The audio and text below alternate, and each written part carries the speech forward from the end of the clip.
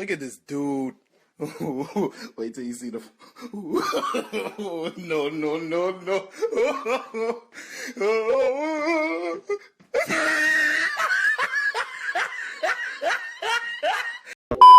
Here, in a watery grave, far off the shores of Elbeth, lies the remains of the Kid pirates. Let us take Eustass Kid's sacrifice as a lesson, kids. When you grab a bull by the horns, sometimes he'll take you for a ride.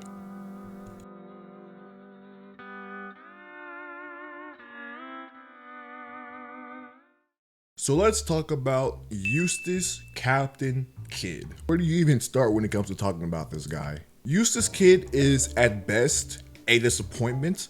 At worst, he is a failure as a pirate and as a character, and let me just further elaborate on that. Going into the Wano Country arc a few years ago, a lot of us were excited of the prospect of Eustass Captain Kid.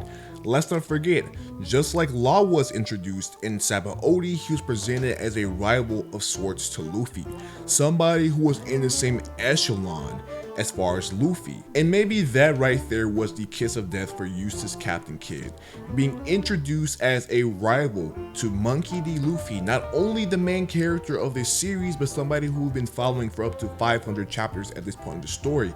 We've seen Luffy raid an entire operation on a government facility in Enies Lobby, and as of this point in the story, Luffy had taken down 2 of the warlords of the sea.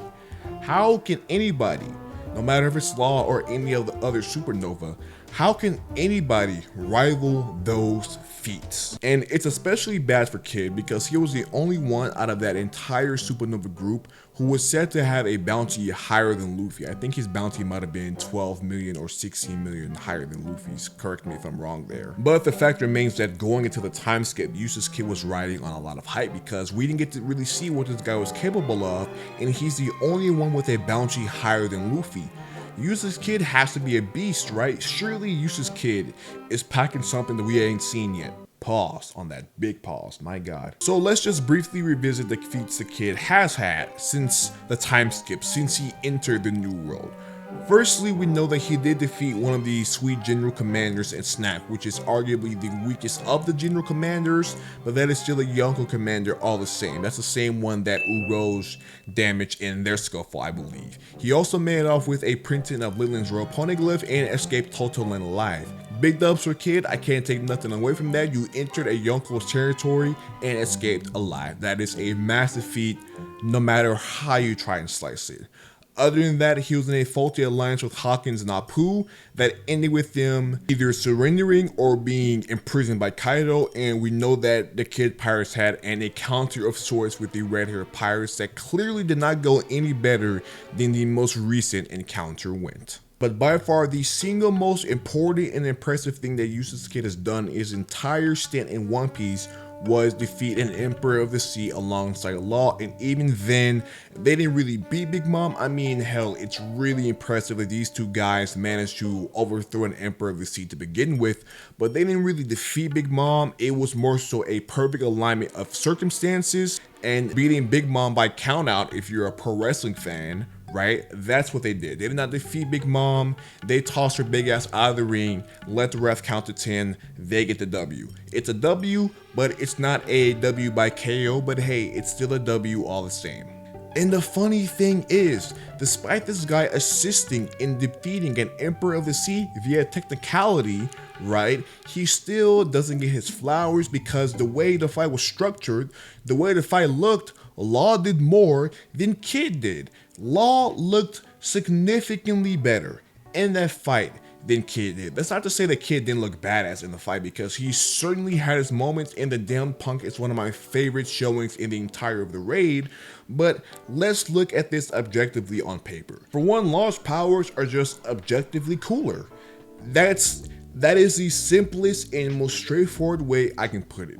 Law being a doctor is way more dope than Kid being a metal man, and you can do some really cool things with metal, but my god, it's as if Oda was holding back from what this guy could truly do, which got our hopes up, saying, hey, you know, maybe this isn't it from Kid, right? Maybe we just hadn't seen Kid at his fullest potential yet, but I would argue that if fighting an Emperor of the Sea in the most climactic battle in the entire series up to this point doesn't draw out their latent potential. I'm not sure what does, but I opted to just let Oda cook. Obviously, the fight against Big Mom was not going to be the end for Eustass Kid. He was going to have other showings throughout the series, so those who were unsatisfied with his performance in the fight against Big Mom would hopefully have other opportunities to appreciate what this guy is capable of.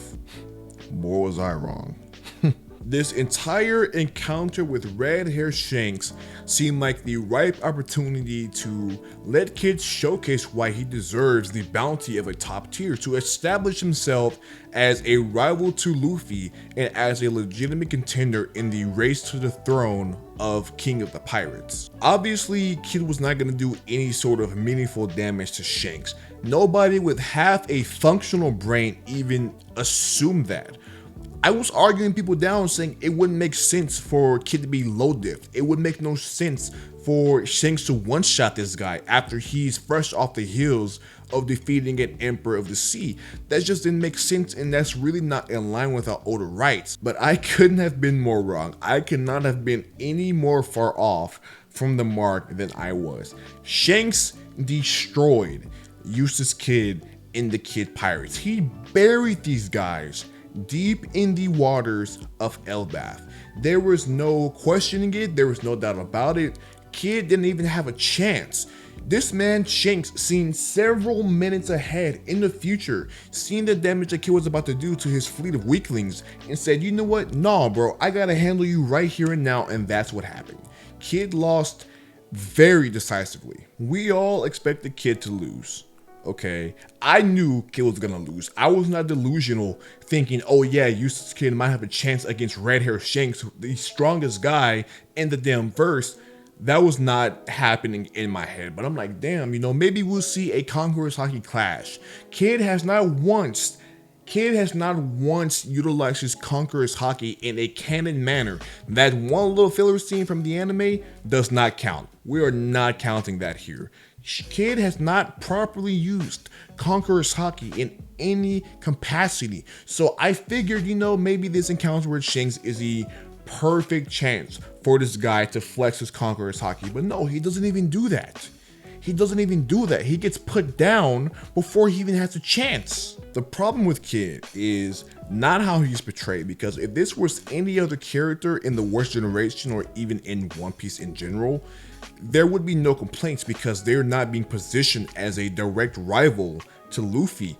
That word rival is a sentence of death. If you are considered a rival to the protagonist, you are done, because there's only two routes for you. Either you are antagonistic, either you are directly opposing the protagonist, or two, you fall in line. You're more of a friendly rival, like how Vegeta and Goku are rivals, but they're more friendly than anything. That's the fate of the rival of protagonists. It is what it is. There is just no way. There is no way in hell. You look at Luffy versus Kaido, then you look at Law and Kid versus Big Mom, and you consider those two guys actual rivals to Luffy, who by all accounts defeated a Yonko 1v1. Even when you put the little asterisk next to it, even when you take into account all the shenanigans and Luffy being knocked out on a number of different occasions, right? Luffy still beat a Yonko 1v1. Kaido started the fight with Luffy, I would say, with about 85 HP. Kaido took no real significant damage throughout the other scuffles he had, right? So he comes to fight Luffy. Luffy beat him 1v1, I will say, for the most part. Law and Kid had to beat Big Mom via ring out. Bro, the portrayal with Luffy and the portrayal with Law and Kid, it's night and day. It's night and day. But talking more specifically about Eustass Kid, since he's the one who was touted of having a bounty higher than Luffy 2 years ago at the Sabaody Archipelago, he's the one who we really expected great things out of. And that's another key word. Expectations. Expectations will be a man's undoing. When you're reading a story like One Piece on a week-to-week basis, because of how the story flows and because of how the story is written, oftentimes you are spending years with these ideas in your head before they come to fruition. somebody like Eustass Kid was hyped up for years within the One Piece community, and the way he's written has not really fulfilled those expectations, but that's not a fault on Oda, that is a fault on us the fans. The biggest fault on Oda here is continuing to set this guy up to be on equal footing as Luffy when he had no intention of following through with that. This has been the Ballad of Eustass Kid. Let's take a second to piss on the grave on a man who couldn't have gone out any more sad. Until next time, you all be easy.